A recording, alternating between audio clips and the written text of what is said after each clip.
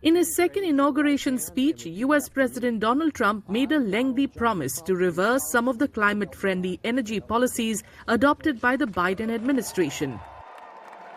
On his first day in office in his second term, he signed an executive order withdrawing the United States, the world's largest historical emitter of greenhouse gases, from the Paris Agreement for the second time in a decade.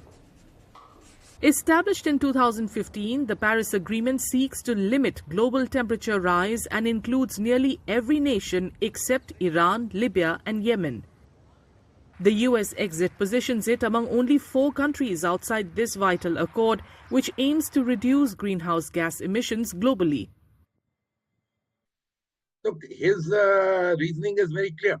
He thinks that the United States would be paying out more in terms of its global collaboration than what it would gain. This is exactly what he said even in 2016. And he believes that the United States is a country which has no global obligations of this kind and no responsibility for historic emissions, etc.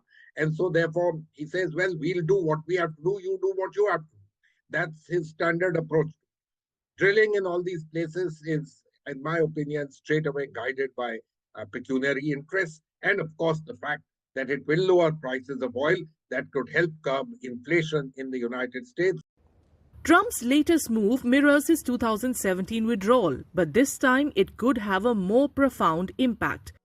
The effects of the previous withdrawal, which occurred in the final phase of his presidency, were not fully realized, as it was quickly reversed by his successor Joe Biden, reducing its overall influence. As climate change intensifies, experts warn that this new withdrawal could have significant and far-reaching consequences for both the environment and international relations. In any which way, the developing world, with or without US being in the Paris Agreement, there would have been an increase in fossil fuels for a certain period of time. And the emissions curve would be bending for different countries at different stages of development.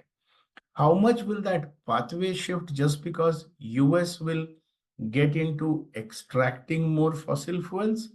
It's actually difficult to say because, even oil, it is also a sort of a cartel by countries at the end of the day.